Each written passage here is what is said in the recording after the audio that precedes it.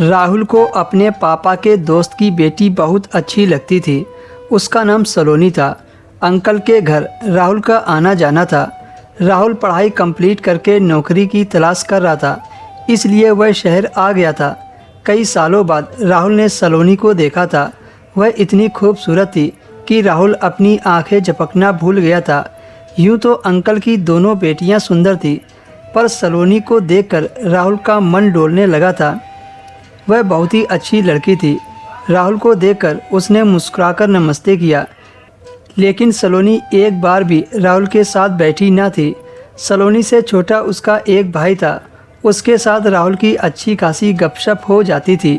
सलोनी की एक बहन थी जिसकी शादी हो चुकी थी। वह अभी मायके आई हुई थी। उसका नाम सोनम था। उसके सवाल पर राहुल ने कहा, बस नौकरी लग जाए, सोच रहा हूँ कि मैं भी अपने हाथ पीले कर लूँ। वैसे सच कहूँ तो तुमने मेरे अरमानों पर पानी फेर दिया। मैं तो तुमसे शादी करना चाहता था, लेकिन क्या करूँ, तुम्हारे पति ने मेरे हक पर डाका डाल दिया।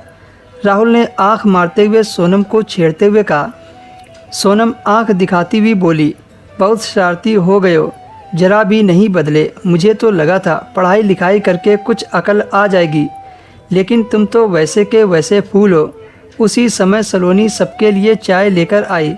उसने चाय टेबल पर रख दी। राहुल ने सलोनी से कहा, डियर प्लीज़ एक कप चाय मुझे पकड़ा दो।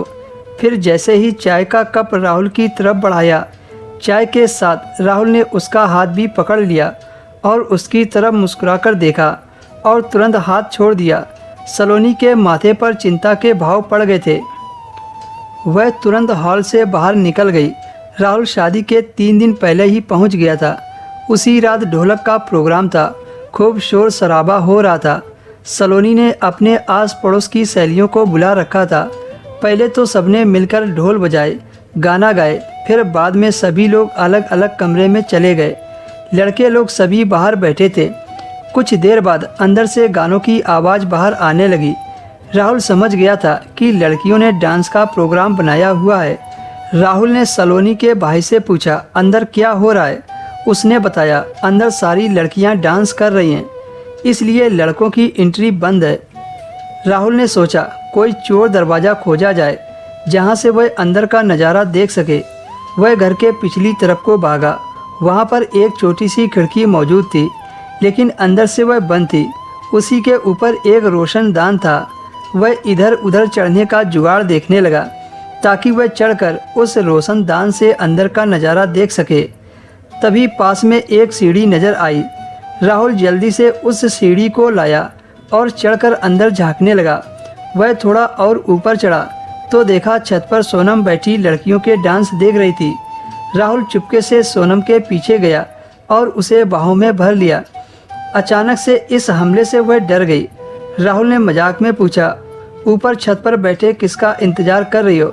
सोनम ने भी मजाक में बोल दिया, तुम्हारा।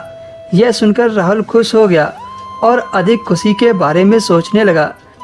राहुल ने सोनम से कहा, मैं तुम्हें पाना चाहता हूँ।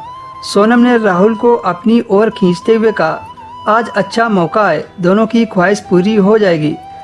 समय को न गवाते हुए दोनों धीरे धीरे चरम सीमा पर पहुँच गए।